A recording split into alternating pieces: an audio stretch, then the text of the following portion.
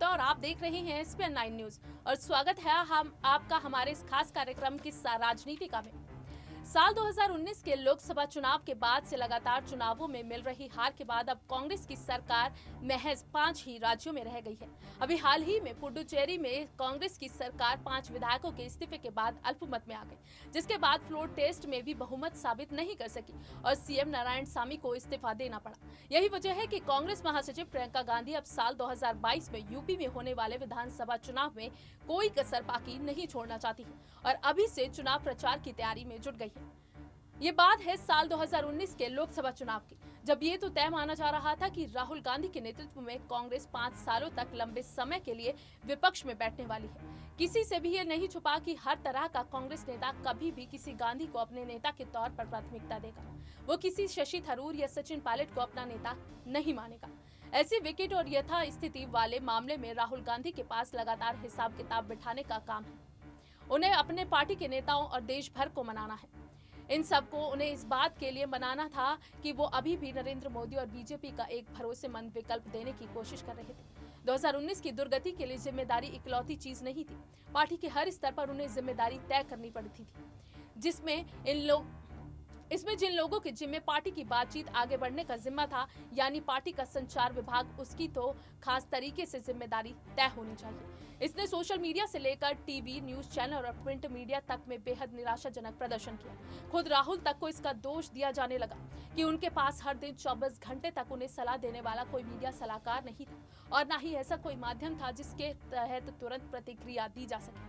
कांग्रेस अध्यक्ष राहुल को उनकी बहन प्रियंका गांधी के साथ भी अपने पेशेवराना रिश्तों को ठीक ठाक करना चाहिए। अभी परिवार का वैसे मामला नहीं रह गया था जो सोनिया गांधी और उनके 2 बच्चों तक सीमित हो। कांग्रेस कार्यकर्ताओं को पता होना चाहिए था कि प्रियंका गांधी के पास कितने अधिकार हैं और वो अपनी राजनीतिक समझ से फैसले लेने के लिए कितने स्वतंत्र हैं। राहुल के लिए यह अच्छा रहेगा कि वो प्रियंका को संगठन को वापस खड़ा करने का जिम्मा सौंप दे और खुद संसदीय विंग का जिम्मा संभाले। वो प्रियंका को 2022 में होने वाले उत्तर प्रदेश के विधानसभा चुनाव या महाराष्ट्र और हरियाणा जैसे राज्यों के लिए विधानसभा चुनाव में पार्टी के नेतृत्व की भी जिम्मेदारी दे सकते हैं। राहुल को बिगुल फूंक कर उन तमाम समूह को वापस लौटने के लिए आवाज देनी चाहिए जो पार्टी से अलग हुए थे। इनमें एनसीपी, वाईएसआर कांग्रेस, तेलंगाना राष्ट्र समिति और यहां तक कि तृणमूल कांग्रेस तक का नाम शामिल है और उन्हें वर्तमान संस्था से जोड़ना चाहिए। नेकी का पता जब भी तब चलेगा जब पार्टी के सारे बड़े पद उन्हें दे दिए जाए और बलिदान के लिए तैयार रहा जाए। ऐसा करने से तुरंत किसी का हृदय परिवर्तन नहीं हो जाएगा, लेकिन इससे राहुल के बारे में ये पता लगेगा कि वो सच में इसकी और कीमत चुकाने के लिए तैयार है। कांग्रेस न्याय योजना के बारे में लोगों को बताने में असफल रही। कांग्रेस पहली बार के वोटरों के पास भी नहीं पहुंच पाई थी। कृषि संकट से जूझ रहे किसानों से भी संपर्क नहीं साध पाई थी। यही हाल बेरोजगार युवाओं और महिला वोटरों के मामले में भी रहा था। अफसरों की चूक इन मामलों को एक जगह समेटे तो एक ग्रंथ तैयार हो जाता था। हालांकि अभी भी बहुत देर नहीं हुई थी और कांग्रेस अध्यक्ष इन मामलों पर तुरंत गौर कर सकते थे। आने वाले दिनों में महाराष्ट्र और हरियाणा में विधानसभा चुनाव होने थे और उनमें ये मुद्दे बहुत अहम थे। राहुल को फैसले लेने थे कि उनसे जुड़ी हुई किसी भी चीज को बदल देना चाहिए। उनके सलाहकार में काफी विविधता होनी चाहिए और इनमें युवाओं से लेकर बुजुर्ग तक शामिल होने चाहिए।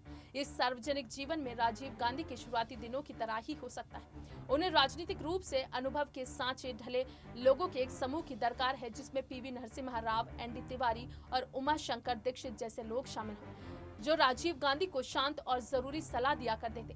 राजीव के पास नए लोगों का भी एक बड़ा समूह था, जिसमें कमलनाथ, पी चिदम्बरम, अशोक गहलोत, गुलाम नबी आजाद और राजेश पायलट जैसे नेता शामिल थे, जिनके पास बेहद जमीनी स्तर की समझ थी। किस्मत से राहुल के पास कमलनाथ, चिदम्बरम, आजाद और गहलोत जैसे वरिष्ठ लोगों के साथ कैप्टन अमरिंदर सिंह, अहमद पटेल जैसे नेता मौजूद थे। राजीव के पास टेक्नोक्रेट्स का भी एक समूह था, जिसमें सैम पित्रोदा, अरुण नेहरू और अरुण सिंह जैसे लोग थे, जिनकी वजह से वो बाकियों से आगे होते थे। लेकिन राजीव ने महसूस किया कि ये लोग राजनीतिक क्षेत्र में दखलंदाजी कर रही हैं, तो दोनों अरुणों को बाहर का रास्ता दिखा दिया गया। राहुल और सोनिया की कांग्रेस में कभी भी किसी न किसी को तो हटाया गया और न ही बाहर का रास्ता दिखाया गया। आंतरिक कानूनी टीम एक विपत्ति थी। सुप्रीम कोर्ट ने जब राहुल गांधी को चौकीदार चोर है वाले बयान के ऊपर अवमानना का नोटिस जारी किया, तो कानूनी टीम ने उन्हें हर कदम पर हास्यास्पद स्थिति का सामना करवाया। पहली सुनवाई में बिना किसी शर्त के साथ माफी मांगने का मामला को सुलझाया जाना चाहिए था, लेकिन उनकी अयोग्य कानूनी टीम खेद और माफी का खेल खेलती रही और पहले 5 चरणों तक राहुल को बेवकूफ बनाया। प्रतिभावान और वकीलों की खासी तादाद रखने के बावजूद राहुल के नेतृत्व में कांग्रेस को संस्थागत तंत्र की दरकार थी ताकि चीजें चलती रहें। एआईसीसी के संविधान के हर दूसरे पैराग्राफ में पार्टी की पार्लियामेंट्री बोर्ड का जिक्र होता था। 1991 से इसका गठन किया गया है। जनवरी से मई 2019 के बीच कांग्रेस वर्किंग कमेटी की मुलाकातें घटती चली गई और जब इसे सेंट्रल इलेक्शन कमेटी का काम करवाना था तब राहुल ने उम्मीदवारों के चयन की पूरी प्रक्रिया एक व्यक्ति पर छोड़ दी। यह काम केसी वेणुगोपाल को राज्य के मुख्यमंत्री हो या वहां के कांग्रेस प्रमुखों संग सलाह लेकर करना था। ये शॉर्टकट महंगा साबित हुआ क्योंकि इसकी वजह से पार्टी को कई महत्वपूर्ण और अहम जानकारियां नहीं मिल पाई। चुनाव से पहले और बाद के गठबंधनों का जिम्मा राहुल पर छोड़ दिया गया, जिनके पास पहले से बहुत काम था। अगर इसके लिए कारगर मध्यस्थों का छोटा पैनल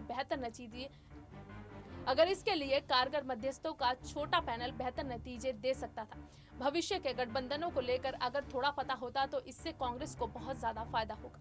व्यवहारिक तौर पर पार्टी के प्रमुख के तौर पर सीटों का बंटवारा तय करना हमेशा ही मुश्किल भरा होता है, क्योंकि एआईसीसी प्रमुख का पहला और सबसे अहम काम पार्टी के हितों की रक्षा करना है, जबकि आजाद, गहलोत, कमलनाथ, अहमद, चिदम्बरम जैसों की एक टीम ने इस मामले में बेहतर नतीजे दिए हो। सबसे अहम यह है कि राहुल को संवाद करने की जरूरत है, बल्कि उन्हें जमीनी स्तर के विचार को सुनना चाहिए। एआईसीसी के सत्र का साल में 2 बार आयोजन होना चाहिए और ये अच्छा रहेगा कि ये दिल्ली से बाहर। राहुल और प्रियंका को सप्ताह के अंत में अन्य राज्यों और जिलों के पार्टी ऑफिस में समय बिताना चाहिए। 1955 में अवधि सत्र के दौरान ऑल इंडिया कांग्रेस कमेटी के अध्यक्ष यूएन धेबर ने जवाहरलाल नेहरू, इंदिरा गांधी और अन्य लोगों की मौजूदगी में एक कवि के लहज में धारा प्रवाह बोल और मौजूद लोगों ने अपना सिर सहमति में हिलाया। धेबर ने कहा, कांग्रेस क्या है? ये वो आंसू है जो कष्ट और पीड़ा से जूझ दास्ता में फंसी मानवता के हृदय से गिरा है और जीवित हो उठा है। 2006 के हैदराबाद सम्मेलन में कांग्रेस पार्टी के एक पेपर में लिखा था, हर राजनीतिक काल को एक नेता और भविष्य देखने वाले की दरकार होती है, जो समाज के पारंपरिक आदर्शों को बदल देता है ताकि वर्तमान चुनौतियों का सामना किया जा सके। क्या राहुल गांधी में ये सभी बातें हैं?